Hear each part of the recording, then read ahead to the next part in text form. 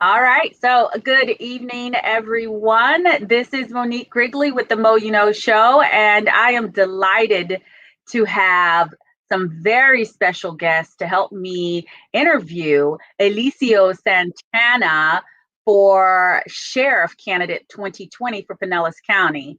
So, without further ado, I would like to take this opportunity to let our young adult panelists introduce themselves to you, and then we're going to get this going right away. So, starting with Javante Scott, please let us know who you are. Please tell us a little bit about you.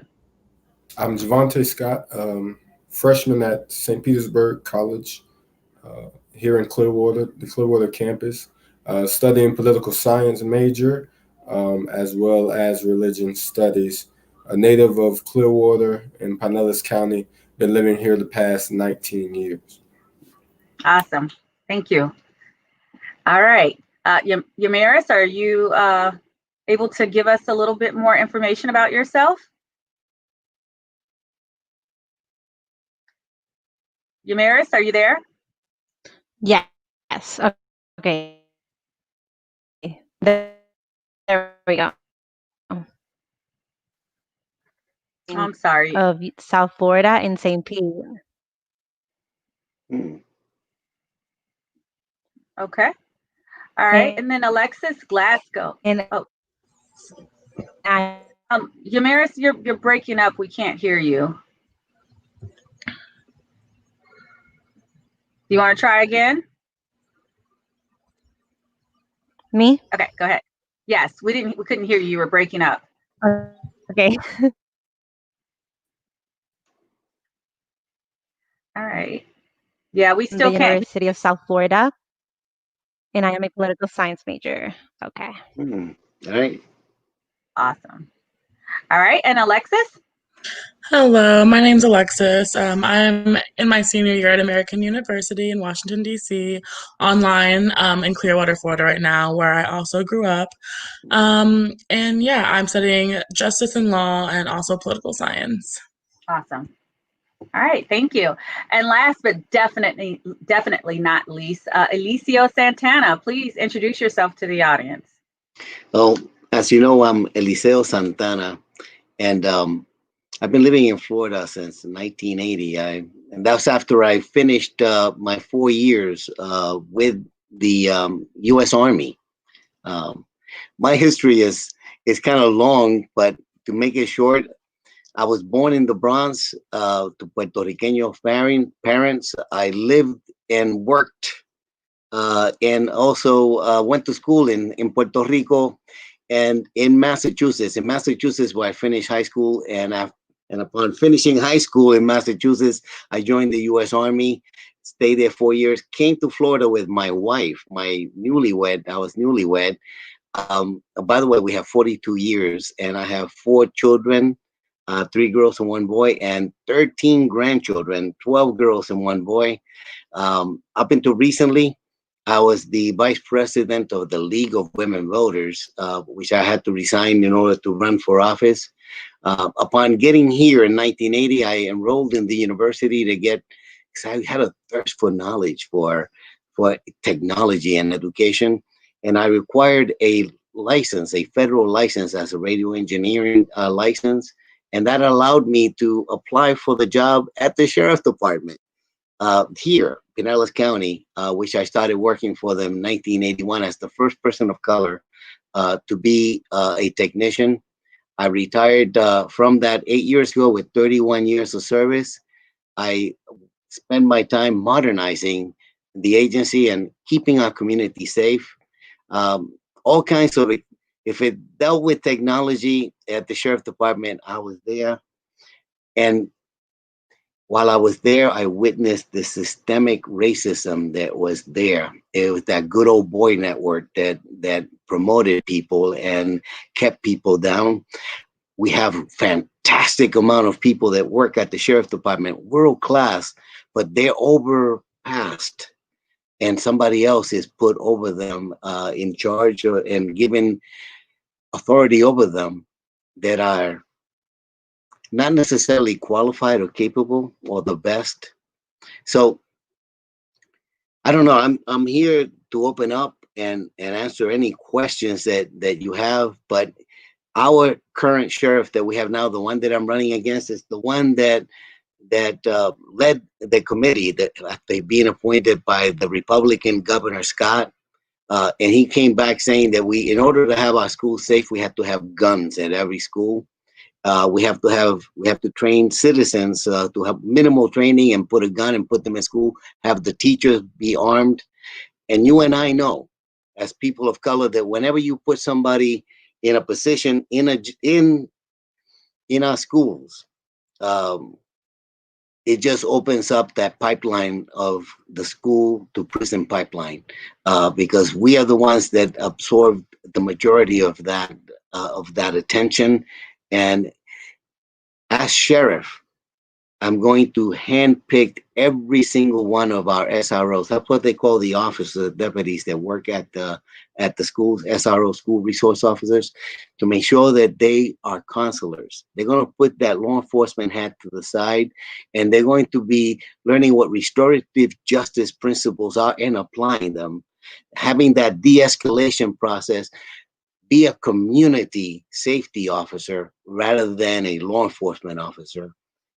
We also had this sheriff, the one that I'm running against, is the one that also went ahead and lobbied at the state legislators to have all of our law enforcement officers in Florida become ICE agents. ICE is the agency that takes and breaks up the families of people that are undocumented by taking them and arresting them and deporting them.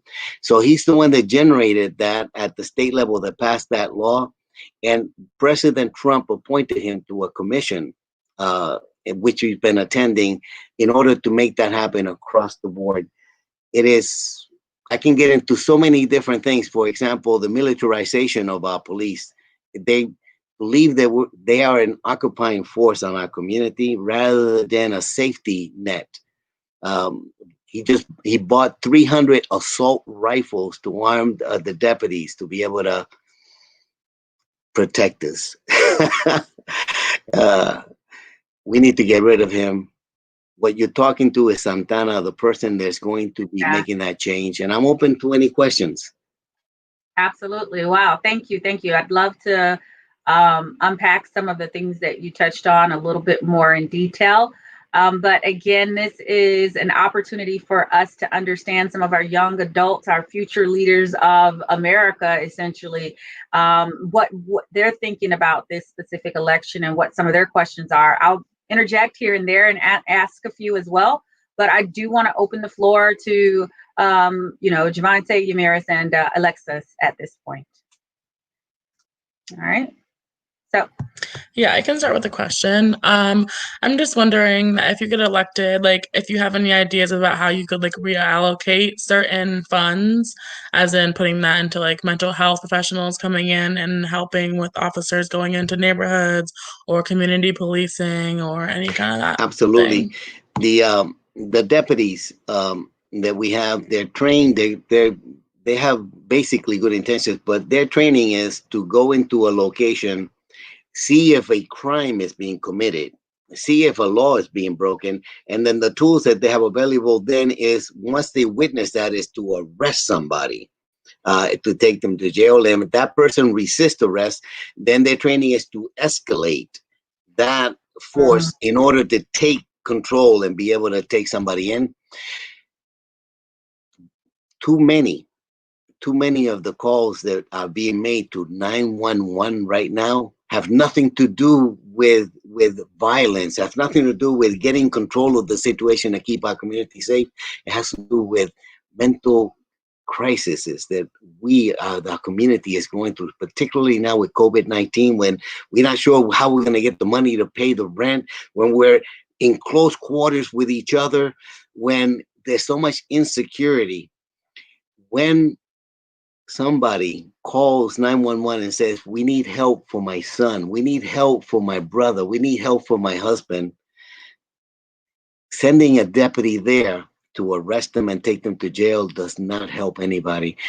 The reallocation of resources that I have is that I'm going to bring in the clinical sociologists, the professionals that are able to deal with these things, and they're the ones that are going to be making that presence and giving the tools that we need in order to go forth. Putting somebody in jail ruins their lives. It takes, if they have a part-time job, if they're getting some kind of an income coming in, they just lost that job because they're in jail.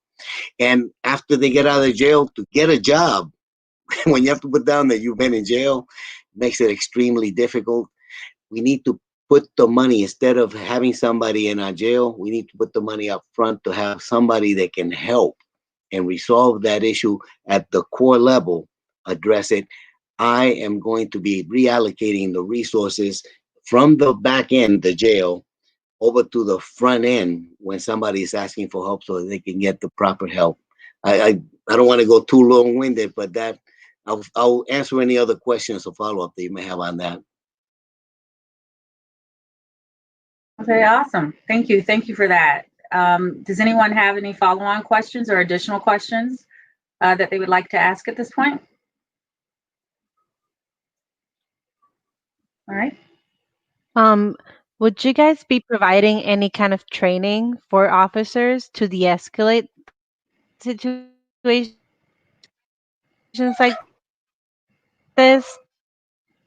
Because very good Absolutely. with the police brutality issues we are seeing. Absolutely. You broke up, but I got the gist of what you were saying. Um, the training that we need to provide is that of being able to give them the tools, instead of when they confront the situation and there's resistance, instead of escalating and getting more force, we need to give them the tools, and that comes from training, to be able to de-escalate, to bring it down. Sometimes it's something as simple as when somebody is when you're stopping somebody because they had a tail light that was off. Mhm. And this has happened to me. When if I'm in, quote, the wrong neighborhood or the wrong color, and the car gets behind me and the lights turned on, and they get out of their car, before they get out of their car, they get on their PA and they're saying, "Put your hands on the steering wheel. Do not make any sudden moves." I don't know about you, but I get nervous. I want to move quick and grab the registration. I mean, I'm all over. I have nothing to hide. And here I am. I'm in that, you know, and so that action itself is a trigger Yeah. that causes people to react in a way that it creates criminals when there is not one. And I have been in a vehicle with an elderly white woman driving, and the same thing happened. She had a tail light that was off, and the law enforcement officer turned the lights on, and I was just amazed. I'm a passenger. He comes out chalantly, walking real calm over to the vehicle. He motions for her to lower her window. And he says, "Ma'am, the reason I stopped you is because your tail light was off, and I want you to know, because it's a safety issue. Please get it fixed." And then he went back in his car and left. We need to Mhm. treat everybody with the same respect. Just Mhm. because I look the way I am, because you look the way you are, doesn't make you a criminal and doesn't make you dangerous. It's training. That kind of training is what we need to bring about. Let them become aware of what their biases are, what they carry with them. And once you know what you're carrying with you, then you have the ability of not acting on that. And of course, with body cameras that I'm going to put on all the officers, we'll be able to make sure that they act professionally. And if they do not, we'll address that with more training. And of course, if they are so rebellious and so counter doing the right thing, they just have to find another job. Yeah. And I think that was, you kind of addressed this question. Just going to interject it quickly as it's relevant. So Kelly Glasgow says, as an educator, they go through constant training. They have to recertify, every 5 years. She's asking, can you put training all year long for police officers? And to add to that, is there a recertification process? I would be curious to know that as well. There are recertification processes, and as sheriff, I'm responsible for as little or as much training as is necessary. Frankly, the minimum amount of training is is unacceptable. Upon becoming sheriff, we're going to be going through a lot of different awareness training, Mm-hmm. and also remember that because I'm going to be moving people that are going to be able to address homelessness, drug addiction, and mental crisis, that alleviates the officer to be able to truly address crimes that are a threat to our community. So that gives us more of that time to be able to do the training so that they can then keep our community safer. Uh, and going along with something that Alexis asked, uh, it is essential that we start community policing. Community policing is where the officer is a safety officer. He or she walks the beat and gets to know people, gets to talk to you, see what you're like, what's happening, see the merchants, see the everybody. They understand the makeup of the community, and they can act when they see that something is going to go wrong and something is not right. They can act in a preventive way Mm-hmm. Mm-hmm. before it becomes a crime and they have to arrest and take somebody to jail. It's important to allocate our resources to prevent crime before it happens, and to be able to be a partner in the community Right. in keeping our neighborhood safe. Okay. All right. Awesome. Awesome. All right. So I'll open the floor back up to our panel. Any additional questions at this time? I would ask one. When you think about everything that's going on, many times what we see is um, we know the weapons, all of the weapons that an officer has at their disposal, but many times, most times, from what the videos have shown, the first weapon pulled is a gun. No matter the instance, most of the time that's the weapon we see pulled. So I'm just asking: a is there like a process as to which weapon should be taken out first? Is it from a taser, and then if that doesn't work, to a gun, or Yes. And that's a very good question. The best weapon we can have is talking, getting people to relax and bring down the tension levels, so that it will not get into a situation where, if it gets into a situation that they have to act, the protocol is that they would then use a taser uh, uh, to be able to control the situation. If and then it will escalate up, or but it's the judgment of the officer to use the taser or to use the gun. The Yeah. law in Florida says that if you use a taser, it's because you were authorized to use the gun. So through the proper training, we can get them to be able to use a lesser lethal force, and not have to resort to the higher force. But I remind you that we had a Hispanic gentleman that was undocumented here in Pinellas County. That when the police went into the wrong place, they went to the wrong place, but he thought they were coming in to take him away and to deport him and destroy his family. So he ran away, and the officer used a taser, and it killed him. Mm. So, Oh, wow. I, well, so, well, so yeah. yeah, I have a specific, I guess, example that I think would give us a frame of reference to like how you would expect your officers to behave. So I heard this actual example myself recently, and it was cause for pause. So let's say that one of your officers is taking a quick break and goes to 7-Eleven for their daily Slurpee or whatever, and has to go in to use A the restroom. donut. I'm gonna say Slurpee. 7-Eleven, not Dunkin'. So they're going in to get their Slurpee, but they take a restroom break first. Upon coming out of the restroom, there's a robbery in progress. The suspect has a gun pointed at the clerk, trying to get all the money. You have an officer on duty. You have a deputy on duty, I should say. What would be your expectation as they come out of the bathroom? The suspect doesn't see them yet, and they see that suspect pointing a gun at that cashier, what would you expect them to do at that point? To do whatever is required to keep everybody safe. If it calls for having a pause and be a witness, and then at the same time call for backup, Mm-hmm. so that there are all other officers responding to that, and at the proper point, and this is where training, and this is the individual has to make a judgment call at the proper time when he can act without having anybody else be in danger. Mm-hmm. Then he has that ability of making that decision. But to come out like what's it? I'm trying to think of one of these like John Wayne. Maybe that's before your time, but to come out and with guns blazing, mm-hmm. puts everybody in that store at risk.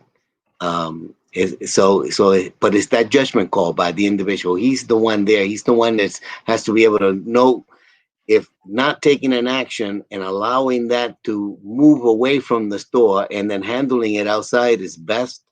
It could also be that his judgment, based on what he's seeing, is that that individual is about ready to shoot the person, and so he will have to act quickly to protect his life. So it's difficult to say in a scenario like that, but I think that it's essential to say that whatever it takes to keep everybody safe, that is the action that I expect them to do. Okay. All right. Thank you. Thank you for that answer. All right. Does anyone else have any questions or comments? Yes, I do. I was just thinking that, like, a lot of the times, whenever you're talking about police brutality, we often hear people saying, like, well, what about the emotions of the officer? Could you imagine going up to somebody and, like, getting an attitude from them? And, like, how would you react if you were an officer? And, like, I can see that side of things, but then I'm kind of wondering, well, we talk about mental health professionals being like there to help the person who is like getting the call about or whatever, but like what about mental health services, like for police officers, like if they were required to like go to like a not like a therapist or some kind of like realm of that kind of thing, like once a week or something, they could probably like express that like maybe they didn't like what they saw in this neighborhood today, and then maybe that therapist could then be like, well, if you understood like this policy or this kind of systemic point of view of it, then maybe you would have had like a more deeper understanding. So like what would you say about like that kind of thing being like implemented or like talked about? Absolutely. We're all humans, and when your job calls from going from one crisis to another crisis and the unknown of what is happening and making quick judgment calls, even if we're not talking about drawing a gun, we're not talking about a life and death issue, but we're talking about just the crisis of having to go and try and resolve something that's happening and then going to another one. Something as simple as having an officer work for 12 hours. Let me tell you that at the beginning, they may be relaxed and calm and very observant, but I don't know about you, but at the end of past 8 hours, I'm like I'm not the friendliest person in the world, and if you take somebody to be in that stressful situation for a 12-hour shift, then that person is being put in a situation beyond their control. It is the system that is making them, giving that stress level. So yes, it's important to be able to structure things where the stress is lower. And then if any officer, any individual, any employee feels that they have some crisis or some stress in their life, it is essential that we take away that negative stigma of getting help. And I am going to make sure that they get all of the help they need. And it's not just psychological help, but it's structurally making sure that they're well supported, they're financially not being stressed. I mean, I just discovered that many of our employees at the sheriff's department make less than a livable wage. I'm not talking about the deputies. I'm not talking about the officers. I'm talking about the clerks. I'm talking about the janitors. I'm talking about the people that keep it running. And many of them, I've been told, have multiple jobs, and they have to take care of their family. I think that we need to address, as a society, but within my realm of control within the sheriff, to make sure that those individuals that are under my control, those individuals that I'm putting responsible for everybody's lives, that they at least get a livable wage. Mm-hmm. Okay. So there are many ways, there are many different elements that contribute to somebody's stress level, and it's not just one answer. Yeah. No, I completely agree. I understand. Great, thank you. In opening, you mentioned that our current sheriff of Pinellas County thought that or thinks that the answer to protecting our schools is to put more guns inside of the schools. You did mention that you would want to handpick those school resource officers, those SROs yourself, to make sure that we have the right individuals there. But in addition to those SROs, what would be some things that you would do to ensure that we were protecting our schools from some of the tragedies we've seen across the country that one resource officer just can't prevent necessarily? Uh, it's what they call hardening the building, hardening the compound, the complex. You've seen that movement happening, and we need to make sure that it is fully implemented and is thought out. Mm-hmm. Fences around the campus of the school to Mm-hmm. prevent anybody from coming into that campus from outside. You basically have one entry point into the school that is controlled, and then like the office area where people come in, you have that not just plexiglass separation, but you actually have like a bulletproof type of a situation. You harden that area, so if somebody is trying to invade, go through it, they will be stopped. And of course, we have to offer the training for that staff to be able to follow the right protocols and not just open the door to anybody. Yeah. Uh, and so we can harden the building, and we also have to put cameras throughout the building that we can centrally be able to monitor and see what's going on. But what we've discovered is something as simple as being able to lock the door. A lot of our schools Yeah. buildings do not have the ability of locking the door. So, and also we have a little window so that people can see in. We need something like a shade to be able to shade and prevent somebody. So the doors at the individual rooms need to be addressed so that they be secured and the visibility be limited. And so there are a lot of structural things that we can do to make the schools safer. Um, if we have to resort to the officer using his gun, that's as a last resort. Um, when we put a law enforcement officer that's not properly trained in that situation, what we do is that we have a lot of students, particularly students of color, they get arrested and get taken to jail, and that's not the answer. Yeah. Okay. All right. Yeah, definitely. It sounds like, and for my edification, because I just don't know, the sheriff has the ability to make those recommendations to, let's say, Pinellas County schools, or do you have the ability and power to enforce those recommendations? Like, how does that work? Is it just that you're working in conjunction with Pinellas County schools, or you're saying, hey, these are the new rules and regulations to keep this population safe in this area? How does that work? The school board is an elected official, is a body of elected officials, Right. and they have their own set of responsibilities. Mhm. Unless it is something that is so obvious that then I would step in and make it happen. Other than that, it's a cooperative. It's a working with. Is advising and taking Okay. action that's More of needed. the, okay. Good. Thank you. Thank you for letting me know that. All right. Opening the floor back up to our panel. Do you have any questions? Anyone? I would say, wonder when you talk about, let's say, when in the climate of our country today, Many of the instances that we see when it comes to the use of lethal force, it is shooting to kill. My question to you would be, if you were named sheriff of Pinellas County, would you uh, grant your officers training in a way that it is shooting either to kill or shooting in a way that I'm shooting you to wound you so that I can apprehend you?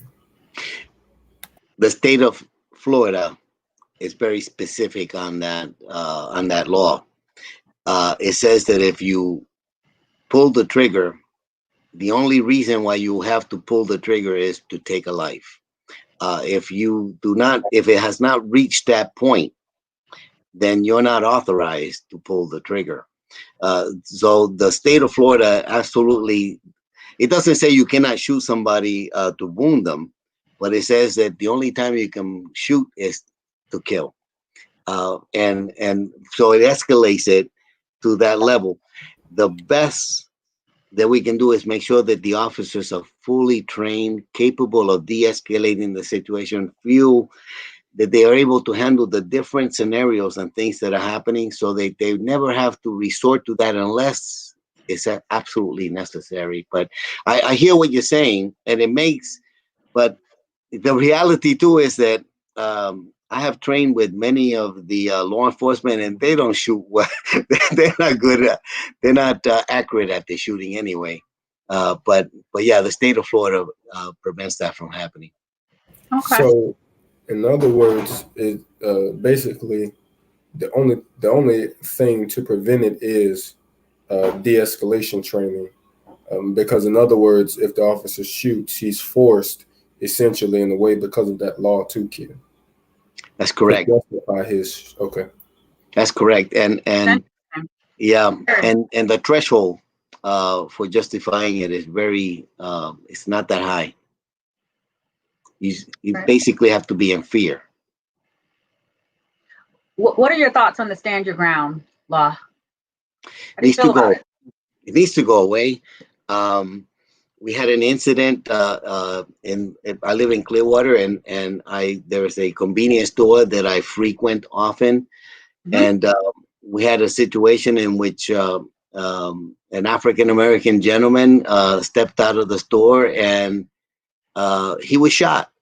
He was Hmm. shot. It happens to be the person that shot him was a white man, but it you know, but it's not really the essence of it. And I think all of you have seen that situation. And the Hmm. video shows that just before he got shot, the victim, the individual that got shot, turned around like he was going to go away. Uh, the stand your ground laws, as it was written, is supposed to be that if somebody's like attacking you, somebody is moving, you're in that imminent threat, that you have the right of self-defense. Um, and it just didn't appear to be that way. And our sheriff, the one that I am running against, made a decision at that time to say that this is a stand your ground law, and I'm not going to arrest him and allow him to go home. He's now that individual, because of the community standing up and saying, "Come on, enough is enough. We just witnessed the murder." Um, because of that, he was arrested later, and he was found guilty. And I believe he's now serving a 20-year sentence for that. But our sheriff had decided that he wasn't going to arrest him. Hmm. Uh, that's yeah. What I've heard. So, like you, I live in Clearwater, right around the corner at the time from that particular store. And so, when all of this was going on, the question was, well, how does that happen? Or, as we're saying now, even today with George Floyd and all those kinds of things, if it was the other way around, then that person would have automatically been arrested. But what I was told, and I would ask you, is this true? If you know whether or not this is true, but as the sheriff, he has the ability to decide, so to speak. And I may say this wrong, but he gets to interpret the law because of maybe a loophole or something like that. He gets to interpret it in his own way. So whatever he decides, because of what that law says, a lot. That is the way that the ruling happens. The laws in Florida give the sheriff quite a lot of leeway. Um, there are many laws in the books that are not adhered to, that are no longer. Uh, I believe it was 10, 15 years ago that they actually removed from the law the here in Florida, saying that if a man and a woman of different colors slept together, they will be arrested. That has not been enforced, but it was still in the books. So if you're going to follow every law that's in the books, we're going to be in trouble. So there's a lot of judgment as to what it takes to be able to keep our community safe, and what emphasis there are in enforcing laws, and whether or not for minor crimes that are not a danger to everybody, if you're going to have that person arrested and taken to jail, or if you're going to give them a warning, or if you're going to give them something like a ticket saying that they have to appear in court, uh, that is a lot of that comes in the judgment, the attitude of the sheriff, how all the deputies work for the sheriff as if they were the sheriff themselves in his absence. So as sheriff, I have to tell everybody how I would behave and what I expect, and then they carry it out. Yeah. Okay. Awesome. Awesome. Does anyone else have any questions or comments at this time? I just wanted to ask, I'm not sure what the position of sheriff does most of the time. I know a little bit about it. So what is the position of sheriff? We can't hear you. Uh, I'll give you a little quick synopsis thing about most people don't understand the power of the sheriff. They understand a chief of police. A chief of police is usually hired by a city council or the mayor or the combination of, and they have to report and to them. They're employees. They don't necessarily tell the chief of police how to do everyday work, but they give them directions, and he's accountable to them. The sheriff. Um, Basically gets his budget from the county commissioners, but the county commissioners really cannot tell the sheriff what to do. The governor of the state can remove a sheriff because he has Oh, done something wrong, but cannot tell the sheriff what to do. wow. The sheriff is his own entity. All of the people that work for the sheriff work at what they call at his pleasure. He trusts them to do their actions, and so it's a different relationship than a police officer working for a police department for a city, than it is for the constitutional officer of the sheriff. It's a different relationship. Thank you. Thank you for that. Okay. And the floor is still open for any additional questions. You were talking like earlier about how you have a bunch of grandchildren. So I guess like what would you say to them, like if they growing up like show fear for like police officers based on like what's going on in the media and stuff, and like kind of just like what is your point of view on like the current like accusations of like corruption within the police academy and all that That's kind of why I'm stuff? running. That's why I'm running for sheriff, because I do not want. I have to tell them that they have to put their hands on the steering. If they're driving, put your hands on the steering wheel. Do not suddenly move. Be nice and polite, and before you do anything, ask permission. There's a certain, if you're at the store and there's a disturbance that happen, and leave.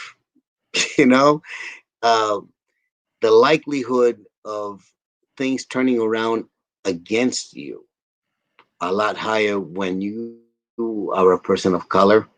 And my grandchildren, I have to still give them that training, that, and it bugs me, and it shouldn't be that way. And as sheriff, I am going to eliminate that, because I do not want my grandchildren, I do not want their children to have to grow up with different standards based on the color of the skin. Yeah. So yeah, thank you for that. And I can feel the passion that is coming from you when you speak of that, because it's not only personal, it's something that I can tell that is near and dear to your heart around for everyone. Um, and I want to kind of pivot from some of what we've talked about already to some of the I'm going to call it backlash, or some of the criticism that the Democratic Party has received around law and order. Now, you are running as the Democratic candidate for Pinellas County Sheriff, and there's been some criticism that Democrats, and I'm putting in quotation, generally speaking, are not focused and not trying to ensure law and order. I wanted to just give you an opportunity to speak on that and respond. And what's your stance on law and order? If somebody in this county does a robbery, Mm-hmm. does some kind of a strong arm type of, does anything that puts another individual in direct danger and threat, I am going to prosecute them. I'm going to arrest them. They're going to be removed and they're going to be put in jail. And then the judge decides what is happening. When somebody puts somebody else in that danger, they will be removed. But when somebody is having a mental crisis, when somebody is homeless, when somebody is having drug use issues, we need to properly address and give them the tools to be able to take care of life and go forth. And if you consider strong law and order arresting everybody and putting them in jail, then I am not. But if you consider that putting anyone that is a threat to our community in jail, then Mm-hmm. that's what I am. That's what I'll do. But the two do not equate. We do not make our community safer by arresting everybody. If somebody is homeless and they're trespassing, let's find them a place to be at. Let's make sure somebody is stealing because they are hungry. Let's make sure that they have food. You know, it's a difference. It's a difference here of keeping the status quo by using the power, or truly using it to protect our citizens and our community from harm. Yeah. And I think that was part of what Yamiris was asking, and we didn't hear her full question. And she was asking, what is the scope of this power of the sheriff, and what do you have control over? And so as we hear you talk about, the homelessness and making sure they have something to eat, and et cetera, et cetera, how do you actually execute on that? Is that in your scope of power? Do you have control over that, or are these recommendations? Is that something you can plan to fix and actually execute on? Yes, absolutely. It's the the responsibility of the sheriff is the safety and well-being of the more than 1 million residents that live in this county, and all of the people that go through it on vacation, and they can come like in the winter time. I am responsible. I will be responsible for their well-being and their safety. So in that capacity, I will address these issues that cause that insecurity in our community. And by doing that, we have less people in our jail. I spend less money. Provide our jail facility. Our jail is the 28th largest in the United States. Here in Pinellas County, you may not be aware of that. We have the 28th largest jail in the United States here that the sheriff is responsible for. We have within that jail facility, we have what I would call a hospital. It's not a hospital, but it's like a clinic. It's a mental health provider, and we spend tens of millions of dollars a year to provide drug abuse issues, mental illness issues, and that type of a thing. When we arrest somebody and we put them into our jail facility, I am responsible for their well-being. And let me tell you that we spend, as taxpayers, we spend a lot of money, and we don't do a good job of that. And we shouldn't be. That's the primary. Let's make sure that that money is spent keeping people safe and out of jail and addressing their issues. So yes, to answer your question, it is within my area of responsibility to keep our community safe. How I do that depends on my thoughts and my actions and my values. Okay. Okay. Awesome. Thank you for that. Um, Before I open up the comment, actually want to open up the comment section for anyone that has any questions. Please go ahead and plop your question into the comment section, and we will get it up on the screen and give the opportunity for you to ask. But before we go to the comment section, I wanted to just open the floor for some final comments and questions from our young adult panel.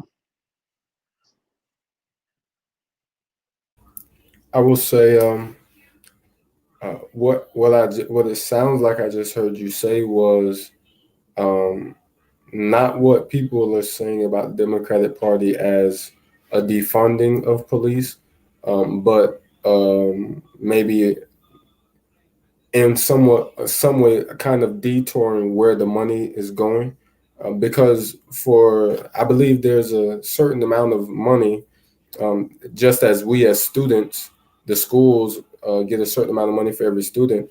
The prison system gets a certain amount of money for every inmate, so to speak. And so basically, it sounds like what I'm hearing you saying. You could correct me if I'm wrong. That what you would just do is redirect that money into things such as mental health and trying to keep people from coming into the prisons.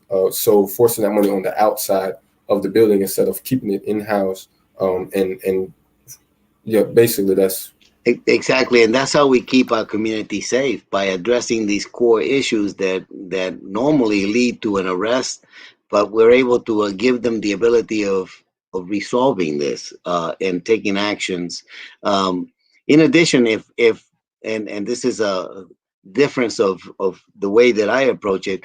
If you are in a jail facility, I want to connect you with the resources in the community.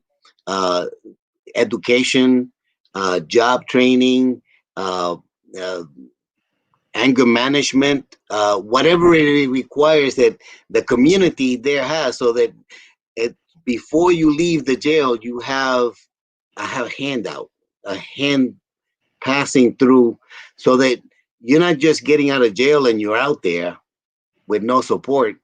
Um, we want to make sure that you go into a have a home, have food, Right. and that your issues are being addressed, so that that will stop somebody from having to come back to the jail because they've committed a crime because of hopelessness.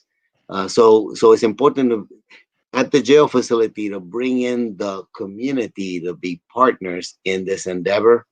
And so it's reducing the jail population by not arresting people and addressing their core needs. And those that are in jail, giving them the tools they need so they can change their lives, and then follow it through, so when they leave the jail, they're able to have a livelihood, some kind of a safety net. And we have agencies in our community that will do that. We just have to work with each other and cooperate.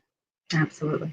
that was. Awesome. I'll just end with this. That was good to hear you say because I've always felt as though when it comes to prison, it should be a rehab, in a sense, because many of the reasons that people are there is because of, as you said previously, looking for finding a way to get the necessity that they need and to get whatever they're in need of, and many times that causes them to commit some kind of a crime. So instead of sending them there and it being punishment, using it to rehab in a way that once they come back into the world, they won't end up back there. So it was good to hear you bring that perspective. It's a universal thing. It works both ways. I want to give the officers the tools they need so that they can de-escalate and be able to address the issue, so it won't rise to that use of force. And we also want to have the individuals that are within our custody have the tools to be able to change their lives and to be contributing positively to our neighborhoods. And so that's the power that the position of the sheriff has, is that I am responsible for the safety and well-being of the million people that live within this county. And how I use that power could be to exert my authority over people, or to truly give the people the ability of having a safe community in a neighborhood by addressing those problems that we have. So I'm Eliseo Santana, and I'm running for sheriff. And this is a huge year. This is the year that we have the ability of making a change. You can keep the system we have now by voting for the person that's there now, or you can do a change. And that's what I am. I'm the people's sheriff. Awesome. Thank you, Eliseo. Wanted to give Alexis and Yumiris an opportunity for any closing remarks or questions or comments before turning over to a couple of questions I've seen. I don't really have any follow-up questions. I think it's always good to see people going against kind of what people are used to, because if people get too comfortable, then there's no way to stop the corruption and the whole, like, how the system's working. So I commend you for doing that, because a lot of people aren't standing up to things, especially in this realm of it. So yeah, good work you're doing. Thank you. Same as them too. Good work. I really like that you She gave you a thumbs up. She said, "Good work." Right. And let me end by saying this also, that we, by having me as sheriff, we're going to eliminate the systemic racism that prevents people like you to be able to take up and become a deputy and truly keep our community safe and act in that capacity. Because we are partners together. And I need people that are young and resourceful and capable, and they want to do good and want to be of service. And you are welcome into a Santana, Pinellas County Sheriff's Office, to be able to make that happen. Awesome. We do have a question from Grenald Ferguson.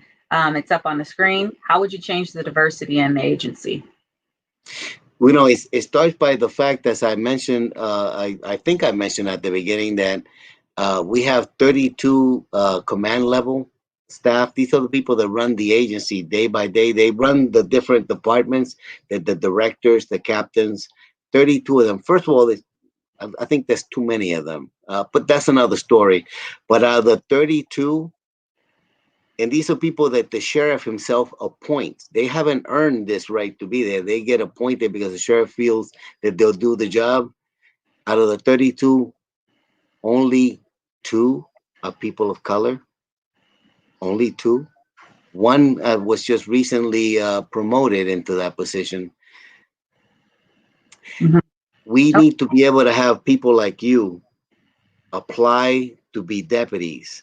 And not just apply to be deputies and become a deputy, but also have the ability of growing and being promoted, and not be dictated to by the good old boy network people that were promoted by the good old network. But people that were there because they know what they're doing and they're the best at what they're doing, regardless of what their race is. You cannot, I don't even have to explain why would 30 people look just like the sheriff and only 2 that look like us? So Eliseo, what would you do to change that, though? What would you do? So if it's an apparent problem, what are you going to do to make a difference? It's great, and I like to hear what you're saying. We need to get deputies in and then progress them through that journey to get into those leadership positions. But what are you going to actively do to help make that happen? Going to actually promote those individuals that are doing the fantastic job, the ones that are world class at what they're doing, that have been overlooked they have had other people come in and take over that leadership position because of the biases that are built into the system right now. Going to eliminate that and truly promote those individuals that look like us, that look like the whole community. There is no reason why they've been filtered to look just like the sheriff. The people that are going to be running the agency are going to be there because they're doing a good job. I trust in them, and they will naturally look like us Okay. as the community. Awesome. Awesome. So I don't really see any more live questions. We are at the bottom of the hour, and what I'd like to just see if you're able to leave us with is thoughts, and maybe even some tangible facts around how you define success. So I don't know if you have any numbers or figures of how many people are incarcerated or how many, but do you have a outline of how you define success in regards to if you were sheriff? What are some of the things that you would change in if we can get this answer, I'd say in a tangible manner, if we're decreasing incarceration for marijuana arrest by 20%, do you have any, what's the scope, and do you have a plan around that you could share with us? Before COVID-19, we had somewhere around 3,000 inmates at our local jail facility, and now that has been reduced substantially to less than half of that.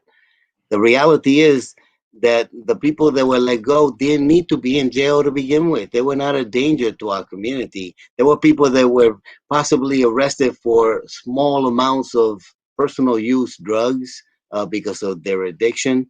There were people that could not pay for bail to be able to get out. Uh, there are many different small crimes that these people were in jail for that they did not need to be there for. And COVID-19 opened that avenue to be able to reduce that population. We need to ensure my success is to keep that population low. Let's not go back up to 3,000. And also to be able to bring our community leaders into the equation. I want and welcome our community leaders, you, to come in and tell us what we need to do to keep your neighborhood safe. Okay. We're partners in that situation.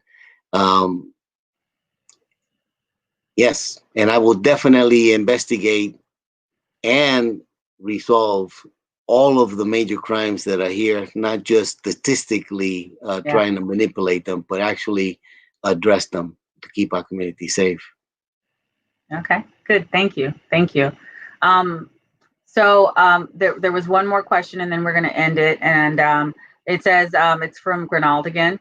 Minority functions in the community instead of, well, the question is, will you attend minority functions in the community instead of sending someone to represent you, like the current sheriff does? So will you be visible and tangible and accessible, approachable, all those things?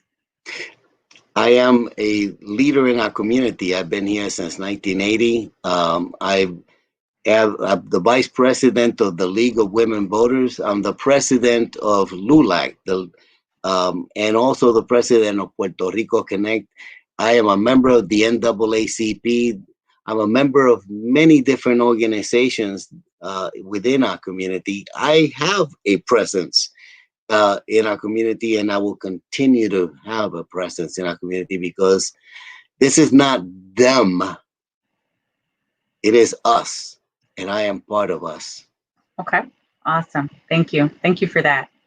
All right. Well, Eliseo, it's been a pleasure to get to know you once again. I know this isn't our first, so to speak, rodeo in regards of getting to know each other a little bit better, but I'd like to thank our special guest, our young adult panel, for joining and interviewing you and asking some really good questions, and you taking the time out of what I know is a really, really busy day to sit down and really unpack further what your priorities are and and what you want to focus on if you are elected to Pinellas County Sheriff here. So again, I really appreciate you, and thank you very much. Any closing remarks, Eliseo? I'm here to make sure that you are safe in the community. I'm here to make sure that you have the ability of rising up to whatever it is that level that you're able to. And we need to stop this systemic racism that keeps our people down. And it's just thank you for you young people for being here, because through your actions is how we're going to change the future. Your vote is essential. Yeah. Thank you. Thank you, Eliseo, and thank you, everyone. And thank you for everyone that viewed. Have a good night.